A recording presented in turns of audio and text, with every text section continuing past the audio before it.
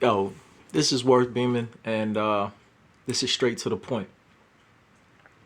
I remember back when I was probably about 6 years old, uh, and my pops started trying to train me for football. And I remember him taking me out, and he would throw the ball at me and my friend John at the time, and we both started crying because we didn't know how to catch. So the ball would hit us in the chest, hit us in the gut, and we'd cry about it, because we weren't used to having that I guess physical form of sports contact. But John eventually quit. He went to his mom and he cried about it, and his mom told him he didn't have to play, so John quit. I went to my mom and I complained, and my dad told my mom he'll never learn how to endure if you let him continue to quit. So my dad proceeded to take me back out to the empty parking lot, next to the apartment building where we lived, and he proceeded to run me. And when I say run me, I mean I remember running laps around that parking lot. I remember running wind sprints up and down that parking lot. Now keep in mind, when I started, I didn't know how to run a route. I didn't know how to catch with my hands. I didn't know how to cradle it into my body. I didn't know any of this when it comes to the sport of football. And as I look back in my mind, I realized, yeah, it was Florida, but seasons changed. Seasons changed. Sometimes it was cold out there. Sometimes it was hot out there. In Florida, you don't know winter, summer, spring, or fall. You just know it's hot. That's all you know. It's hot and it's raining. So, and every now and then it gets cold.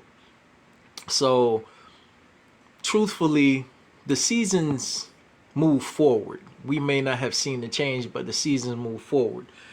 And in the course of my mind looking back, I can see the progression that took place with me because my dad continued to work with me. He continued to push me. He continued to feed more and more positive into me when it came down to being an exceptional football player.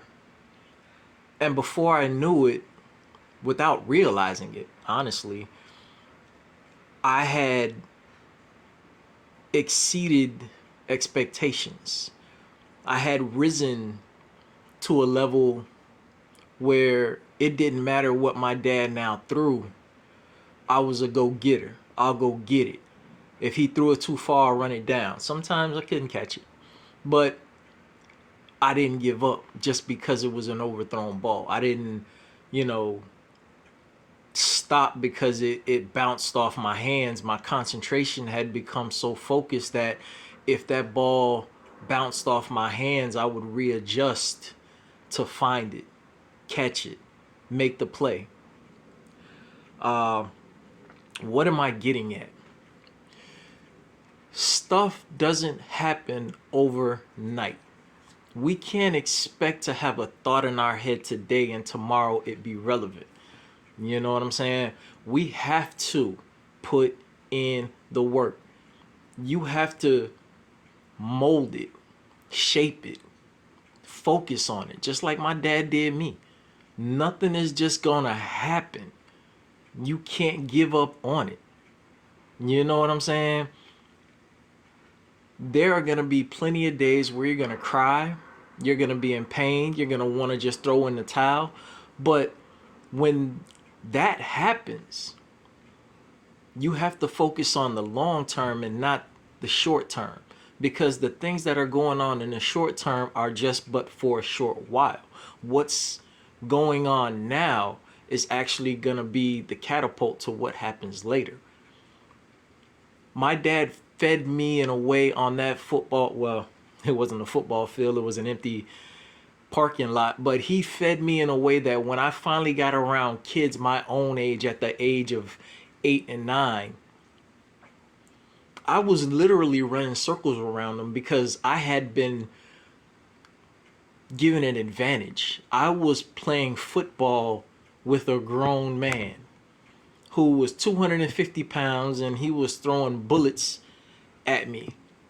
Not at first, don't get me wrong. You know what I mean? But he was heavy handed. He's a big guy. Sometimes he didn't know not to throw it so hard.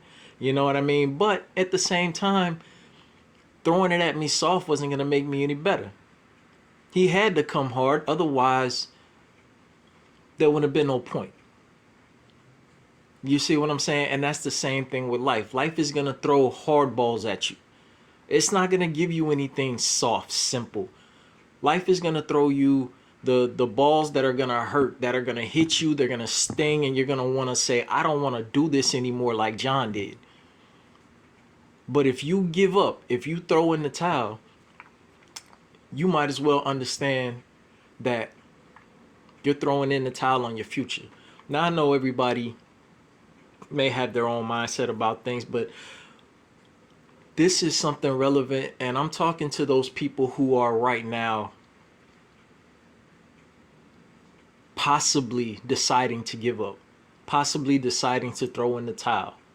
You know what I'm saying? And even if you're not, you might have a thought in the back of your mind about something that it's just not worth it because it's too much pain. You know what? Without the pain, you know what they say, there's no gain. You know what I mean? No pain, no gain. And that's a true statement. But you got to be willing to also put in the work.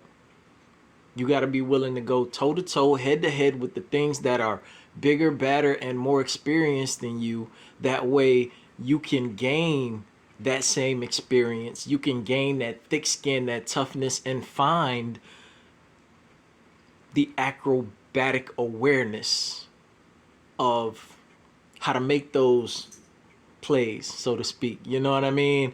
How to contort yourself to make that spectacular catch in the end zone. You know what I mean? Because the game is yours. The game is yours. The only problem is the way you play it is going to dictate the outcome. And God has given you all the tools you need in order to play this game and win. But if you continue to try to play fast and loose, you're going to end up crashing. You know what I'm saying? Hey, look, that's my time. I was just giving y'all something that was on my mind. I was knee deep in thought today. So, a little something. Hey, this is Worth Beaming. This is straight to the point, and I'm going to see y'all later. Bye.